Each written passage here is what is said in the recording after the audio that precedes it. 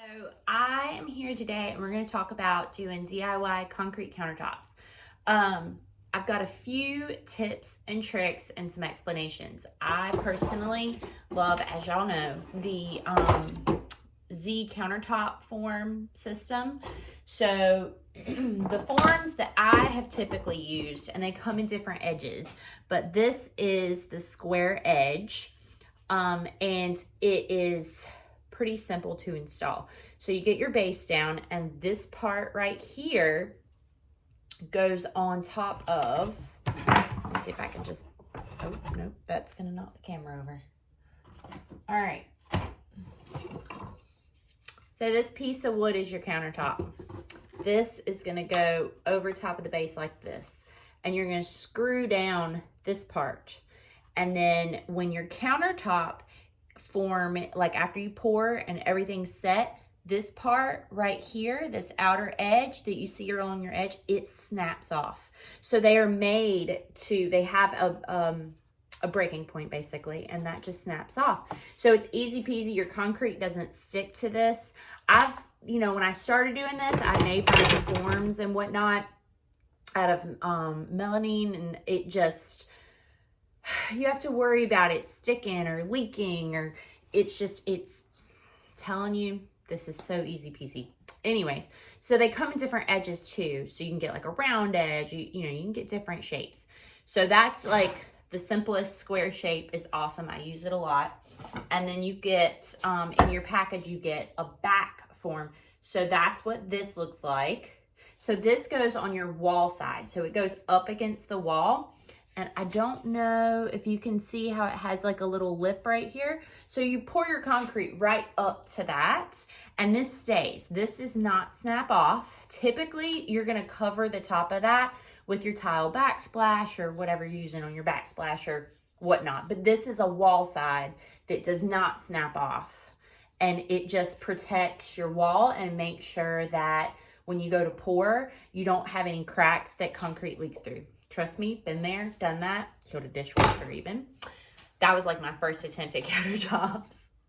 So the tricky part is when you're cutting this stuff is getting your outside and inside corners. See, like these, getting all those cuts. So they decided to make that easy for you too. They have these handy dandy, let's see if I can get it where you can see it. So this is,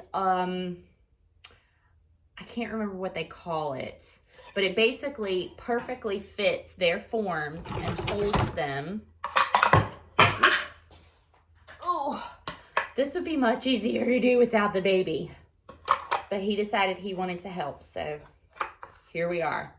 So it fits right in there. So when you go to cut, you can set this block on your miter saw and clamp it down, and you can set it like this. See how that sets in there? And then set your edge right on that edge, and it's a guide. So it holds it still and it's a guide, and it comes as a package. So you have one with inside edges and one with outside edges. So, or corners for those cuts. So it just makes the mitering super simple, okay? So you go through, you measure, you use your guides to hold them, you cut all your corners, and you just screw them to the top of your cement board.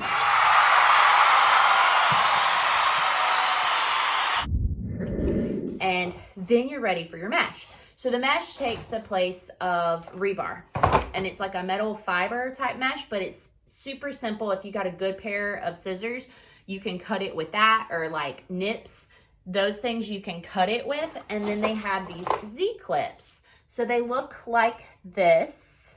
See how it has the hole right there to screw in, and see the little clips? So you take these, and depending on how big your countertop is and how much surface area you're covering, you take these and you put them down, and they clip and they hold the mesh up and in place. So when you go to pour your concrete, the mesh doesn't move around, and it's easy to work. So you go to pour in, and you can pick the mesh up with your finger and kind of shake it and make sure the concrete's going through it.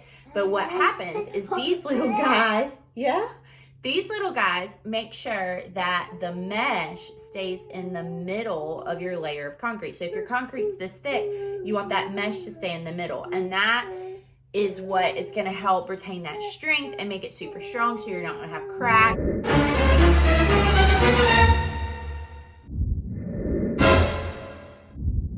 If you're like me, I always have folks over. Matt has even been known a lot to sit on the countertop or whatever. I mean, you never know what's gonna go down at our house personally. And we've had some form of concrete countertops around the house for 6 years now, something like that. Never had a problem. So they actually wear really good.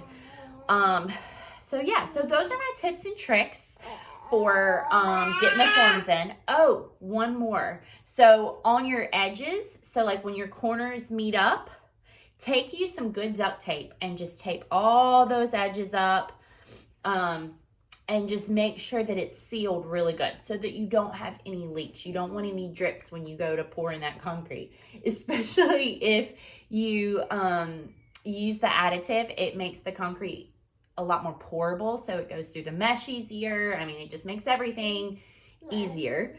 But it also makes like that concrete, like it'll drip. You know what I mean? Like it'll drip anyways, but it makes it more like liquidy in texture, I guess. I don't know if that's really a word, but you guys get what I'm saying. It will come through those little cracks if you don't make sure everything's sealed really good. So make sure you do that as well. You can, if you find any other cracks, you can caulk it, that kind of thing. So you can also use a little caulk. Just make sure that there's nowhere anything can drip through so that you're not gonna lose any of that concrete. So yeah, so that is all my tips and tricks for getting your forms on and getting your mesh in.